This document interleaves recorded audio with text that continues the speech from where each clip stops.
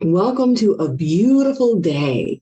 Here on Wednesdays with Willa, I'm going to be sharing a very important topic with you, the soul senses, the five clairs and beyond.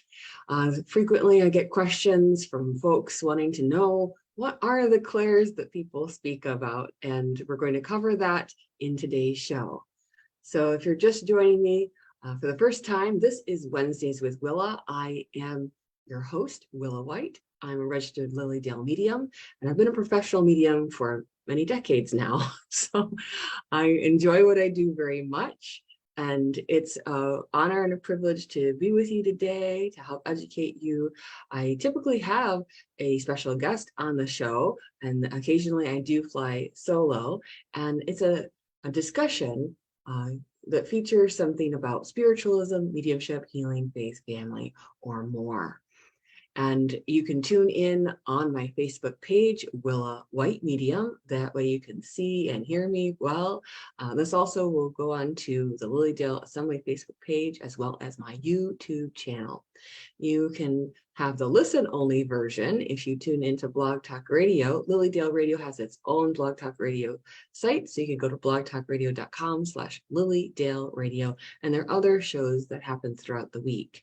So I encourage you to take a look at those different hosts, different topics, and it can be a lot of fun. This is year 6 of Wednesdays with Willa, and so as you can imagine, I've covered a lot of topics, and I've had a lot of guests. So you can look back at the archive videos of the show on Willa White Medium on my Facebook page, or you can go to my YouTube channel and you can type in the guest's name or topic and find more about that particular subject and enjoy. Many people tell me that they binge watch the show, and it's something that just delights me that people are getting what they need from watching this and inspiring them on their own spiritual path.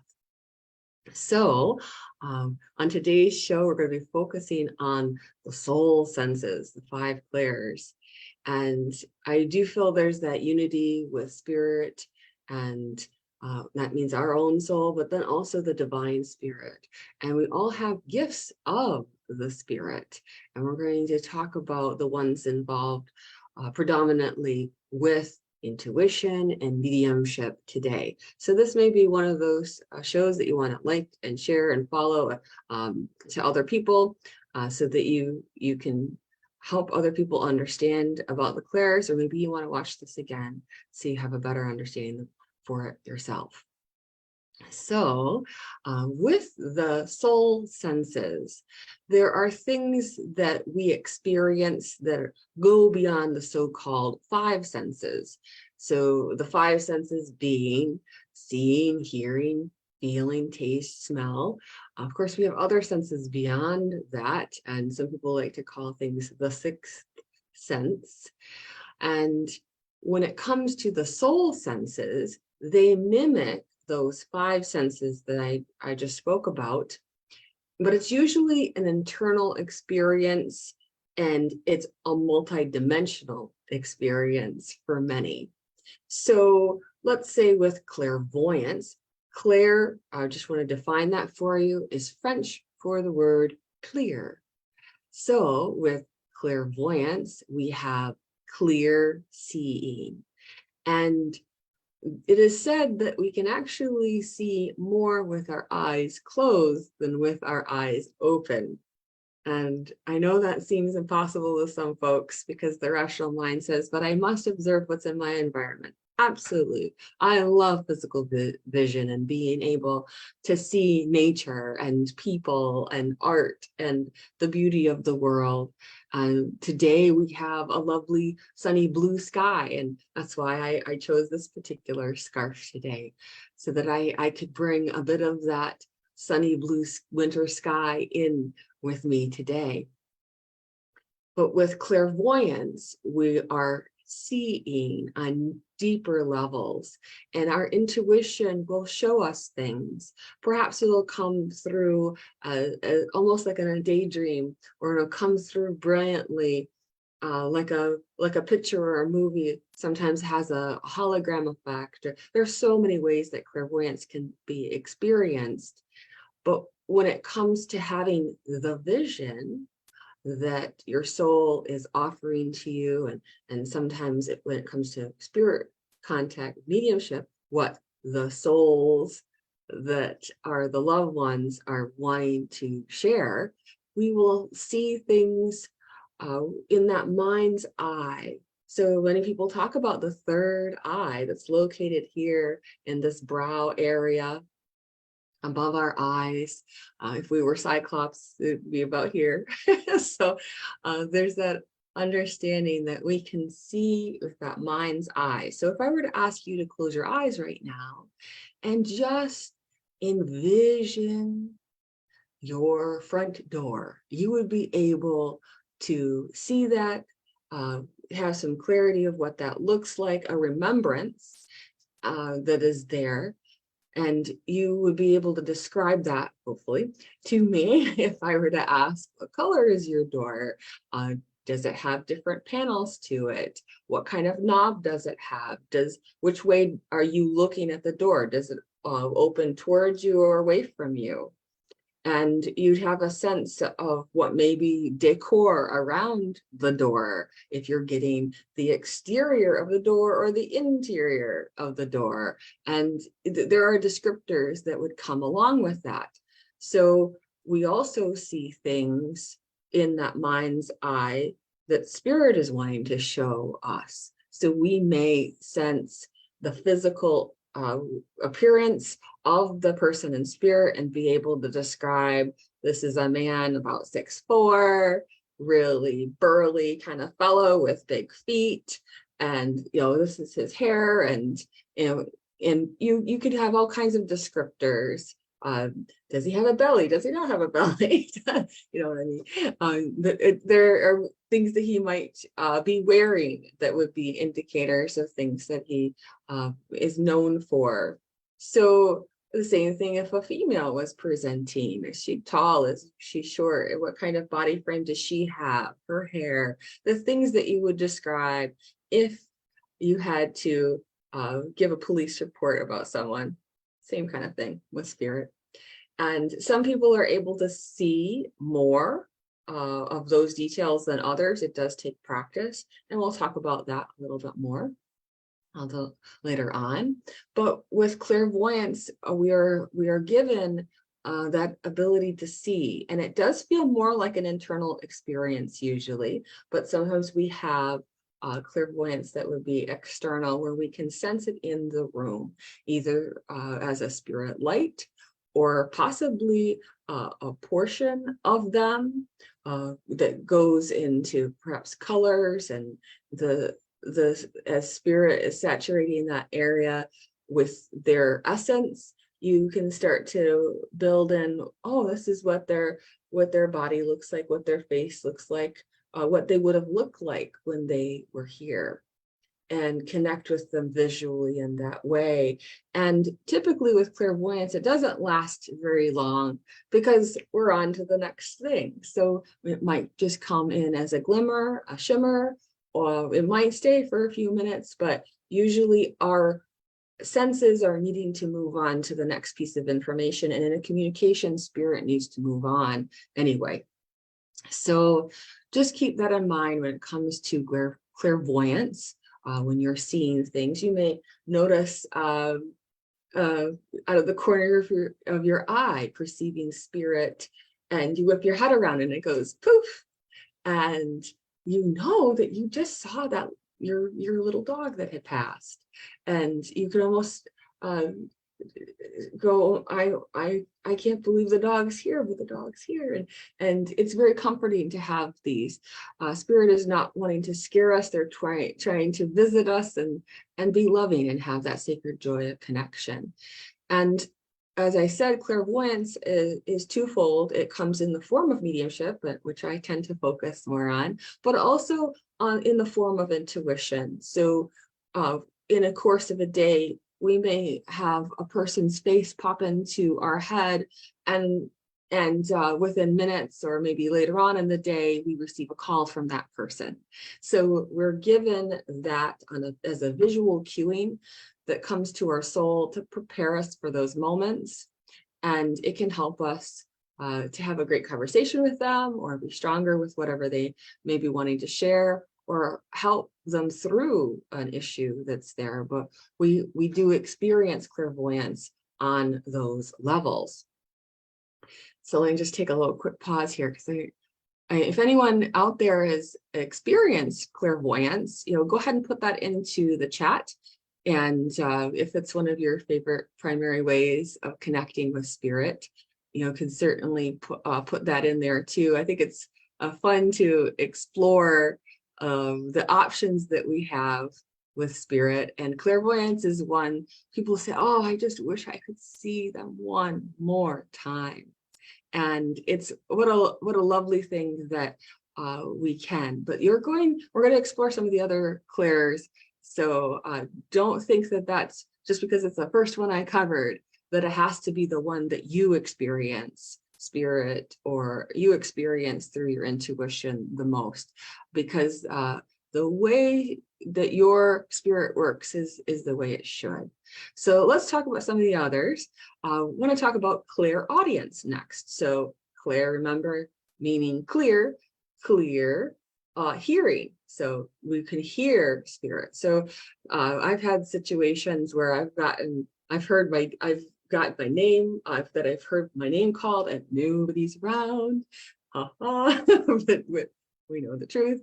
So you probably had that situation, or if you have a loved one who's passed, so you can hear their particular vocal pattern, their tones, that which is the essence of them speaking to you, that you might hear them calling your name. You might hear someone else's name, which is kind of neat. It's like you're your own little radio station, and you're picking up things from spirit in that way. The other ways that happen with clairaudience, sometimes other people that are present with us in the room can hear it too, but they know that it was not something that was physically derived.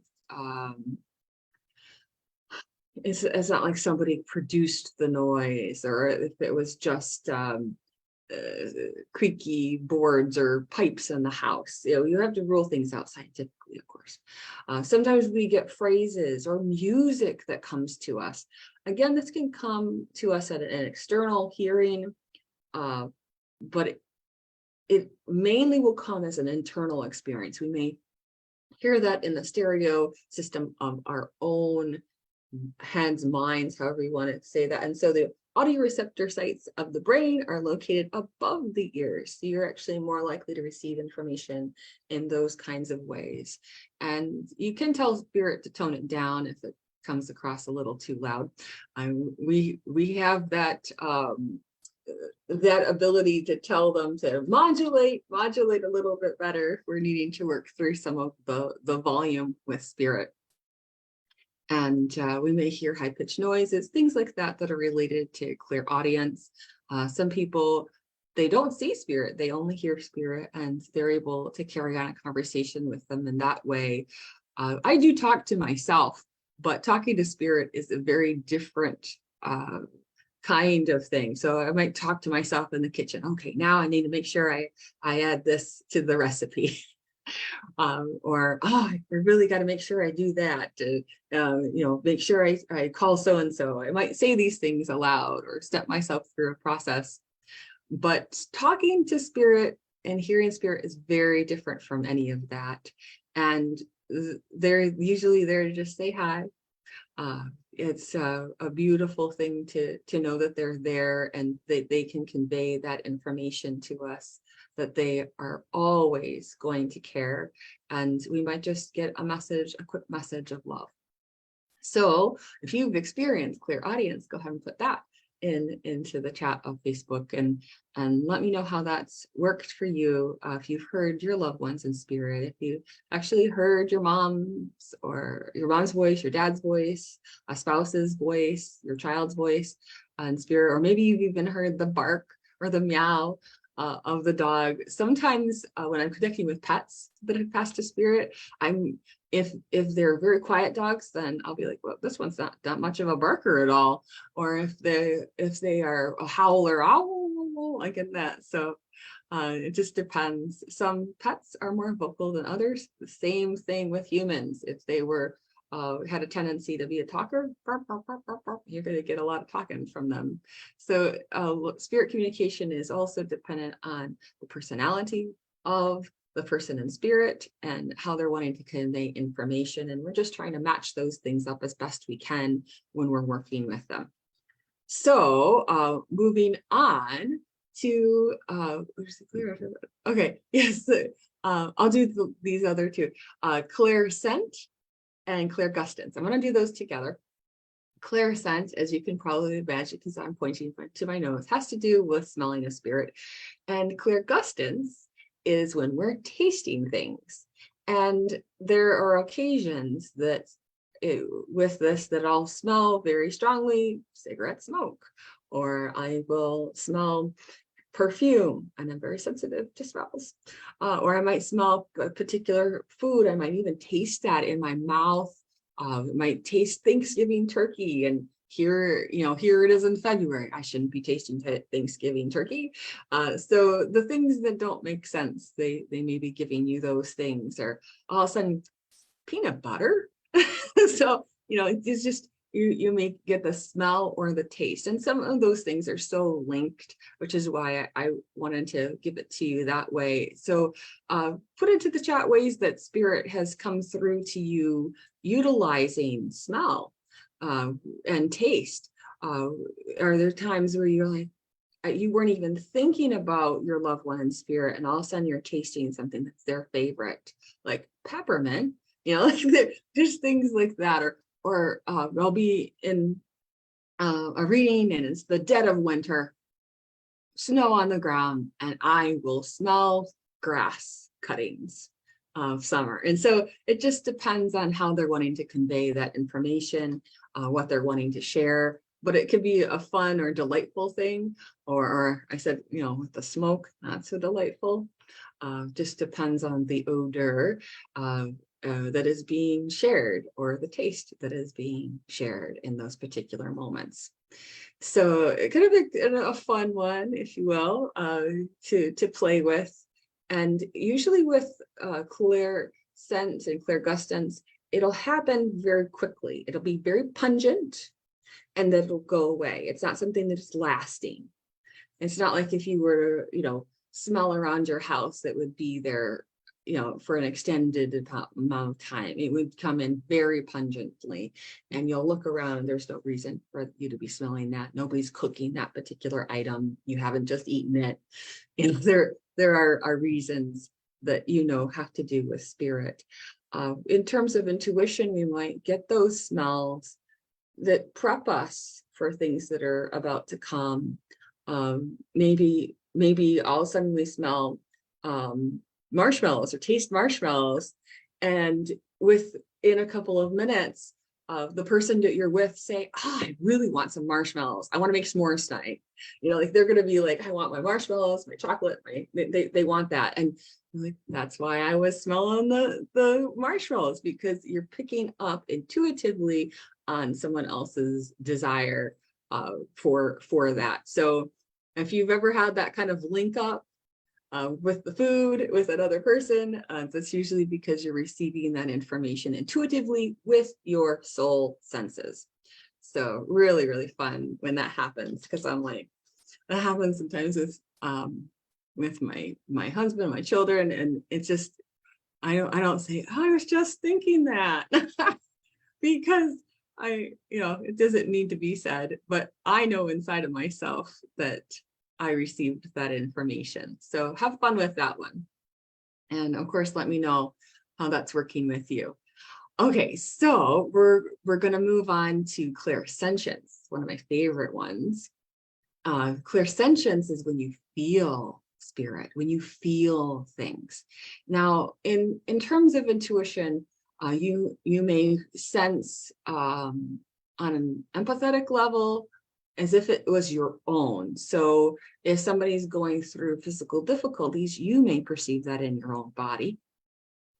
So if they're having a horrible hip issue, you might go, oh, I'm getting the hip thing, and it hurts so bad. And Or it's kind of like that, the sympathy pains that people have for pregnant women or whatever. So it's that feeling of, oh, all of a sudden I feel like I'm having a heart attack, or the stroke, I feel my face is dragged down from that. So there are a lot of physical things that can happen when you're connecting with a person here on the earth plane, but then also in spirit, they will convey that information so you have a sense of possibly their health, wellness, or death. Now, with this, I do have a strong suggestion for everybody who's empathetic out there. Please, you have to set the parameters for all of this. So you only want to feel that for 2 to 3 seconds and then move on to the next piece of information, because it's not yours. You're not supposed to keep it. So if you're one of those people who's like, oh, but I felt it for a half hour, you're in charge, folks. You don't have to be feeling it that long, just enough to get that information. It's just like we talked about the Clairsent and Clairgustance. It's just enough for you to get a taste. It doesn't mean you have to suffer with them. Okay, so no suffering allowed here. It's just information. So you may also sense emotionally what people are going through. If you've ever walked into a room and you're like, oh my goodness, people were angry in here, they were fighting. Or sometimes you'll walk in and you'll be like, wow, what a loving space. I can feel it all the way through me, this love. And it's the same thing when you interact with people. You're going to feel whether when your auras touch, like, do you like this person? Do you not like them? You kind of get an immediate sense. Your intuition's telling you through those feelings. And, sometimes, that what the gut is telling us, right? The gut, they call the second brain for a reason. We get a lot of information clairsentiently from that gut that tells us about our feelings. Now, moods are different from the sensations that you would perceive with your soul sense known as clairsentience.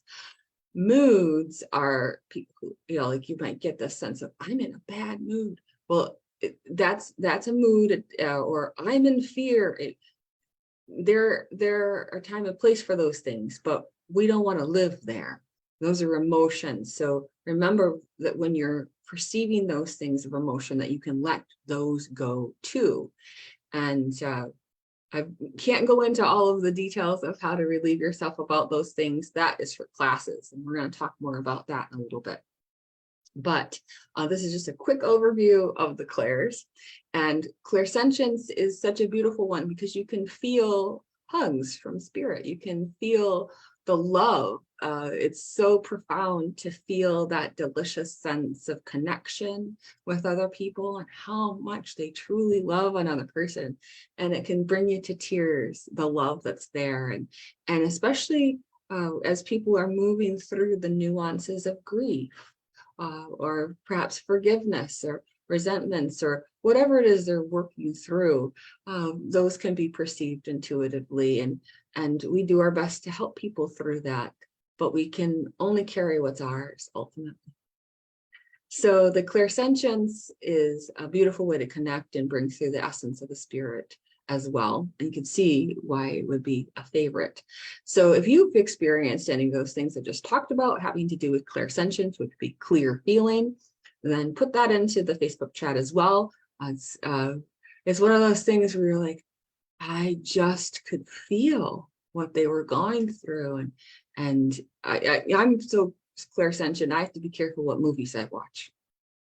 Yeah, I start to bond a little too much with the characters. So it's the same thing when it comes to spirit as well. So just remember, you have to set healthy boundaries for yourself as you're working through the clairs. Now, those are the 5 main clairs. But in my title, it's Soul Senses, the 5 clairs, and Beyond. And so there aren't just 5 clairs. Those are the 5 main ones. And you'll notice that there's a dominant one among those that's in you. You can bring that forward if you wish, and working on the other clairs is helpful as well. But usually there's, people learn a particular way, so they're going to have a learning style that they learn best from, and through that kind of energy. So it is with the various clairs out there and how you perceive things intuitively and mediumistically. So there's also claircognizance, which is clear knowing. And if you've ever had an instance where you just know that something's going to happen, that's the place of premonition. It's the place of knowing. It's the place that tells you whether someone's telling you the truth. So it's utilized in many ways. And in terms of receiving those kinds of information, I've done plenty of shows on dreams and premonitions and all of those kinds of things. So just keep in mind that we receive that information and we have to make the distinguishing understanding of whether that is a true occurrence or there's a manifestation of fear within us. So do not treat that lightly, folks. When you receive claircognizance, a lot of times people who are strongly claircognizant will start to journal, pay attention to those things, especially if they are in the space of prophecy. But I would encourage you to utilize claircognizance on a daily basis with knowing who to trust, how you want to proceed with events and people that are in your life. And it's really important for you to have that trust that builds in your own soul so that you can trust the information that's being given to you, but pass it through that filter of your soul always, because how do I say this? I'll say it this way. People can lie, but energy doesn't. And so claircognizance is going to help you discern energy and those levels. So in terms of claircognizance with your mediumship, you might just get an instant download about who that person is and the essence of them, and you just know them. And I will say, with just going back to clairsentience real quickly, you can see by feeling, and you can also know by feeling. So some of these clairs do blend, and so there's a lot of the beyond in terms of this, because it could be a mixture of these things that's happening within the medium, or within the intuitive. And while we do make these distinctions, they can't always be buttoned up nice and neat like that. Oh, I'm only using this one. So sometimes it's a combination of the clairs that's occurring. But with claircognizance, you do have an immediate knowing, a frame of reference that is there just like that. And you know the truth of what you're saying. And a lot of times with claircognizance, as you're saying it, you don't even know the words that are going to be happening next. It just sort of comes through. So you'll get a lot of inspirational speaking that happens during that time. Some people get to a trance or a level of channel that can come through the claircognizance of that. It's a facet. I'll just clarify, a facet of it. But claircognizance is one of those things that I think more people utilize than use in their life more than they realize. So it's the one that tells you, this person that I'm interviewing for this particular job would not be good for this position.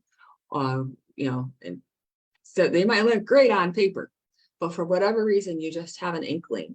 Claircognizance is also there to help us with our divine hunches. Our soul senses are there, all of them ultimately, to help us with the intuitive leads that we receive from spirit with capital S, the God creator force, all that is.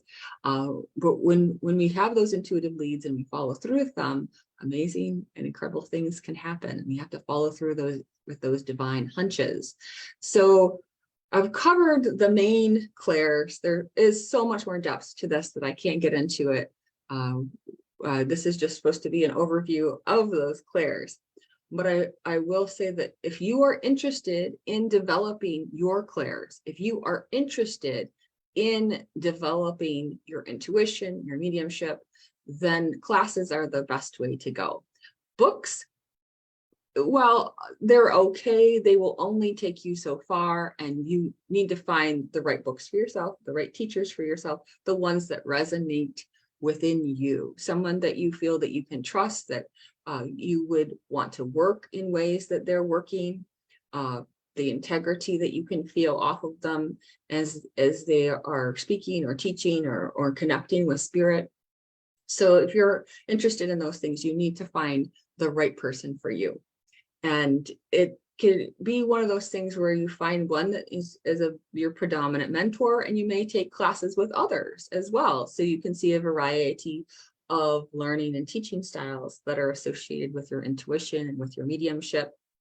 But I would encourage you to always choose someone who's on that sacred path that is of the light in their understanding, that will use the information and steer for the highest and best good. So pay attention, like I said, that claircognizance, to those soul senses that you have, those divine hunches that you want to follow through with.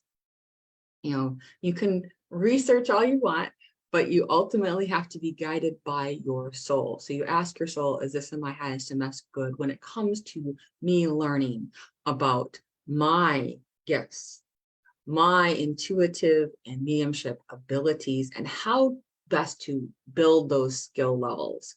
While intuition can be very naturally occurring in people, it is something that with training can be cultivated and brought to a higher level, higher degree. Now, for anyone who is wanting to be on that path, keep in mind that there is a commitment of energy that is required for those things. So you have to be of even mind and be willing to work through the energetic understanding of things in a patient way. Because none of this is supposed to develop in an instant mashed potatoes kind of way. This is supposed to happen in the real mashed potatoes way. It takes time for the really good mashed potatoes to develop. And so many people will have to be in circles and in classes for years so that they can really fine tune and get the practice. So it's about right practice and right intention, and finding that right practice and right intention for yourself of why you would want to do that work. Some people, while they will get these understandings of the clairs, the glimmers, that's something they will just kind of use on a home level. Other people are going to want to build that up to a more intermediate level, or even advanced or professional level with things. So just as it is in any endeavor, you're going to have the people that are just a dabbler, and then you're going to have the people who are professional on the concert pianist level. So just know that there's value to that all, but I would encourage you, if you are wanting to understand your intuition more, that you be in that space of sacred connection. Always take yourself back to that which is your true light of spirit and soul as you're developing those clairs. It's such a beautiful thing to be able to utilize those. And with practice comes confidence, and you're building trust. You're building trust with spirit, that you are putting yourself more and more into contact with spirit in a trusting way, building that rapport, building that psychic dictionary, building that which is your own intuition. So there we go. That's an overview of the 5 clairs and beyond. And for those that are interested in developing, there are various mediumship teachers out there, intuitive teachers out there. I do have a circle that I run, a development circle, is like a weekly class. And once a week, mind, body, spirit, you connect with that understanding that you build that. You start to calibrate your energies to work in harmony with your soul and with the spirit loved ones that are connecting. And so a circle can be a great opportunity for people who are wanting to develop their mediumship and beyond. And there are other classes that I'll be offering coming up as well, but the next circle doesn't start for a few weeks. I'll be posting information about that to come. So I hope that you've enjoyed this overview of the clairs. And please join me next week for Wednesdays with Willa. We're going to be talking about one of the clairs, actually. We're going to talk about feeling clairsentience. And Celeste Elliott will be my guest on the show. And we're going to kind of dive into that particular clair. It should be a great, great show. All right, everyone. Thank you so much for tuning in to Wednesdays with Willa today. And you'll feel free to sign up for my email notifications for my online classes. And of course, like and share and follow for my Facebook page, because I do post the class opportunities and other events that I do. So that way you can be notified about them in a timely way, and make sure you get registered and reserve your spot, because things do book in. All right, everyone, you be well and God bless. Bye-bye.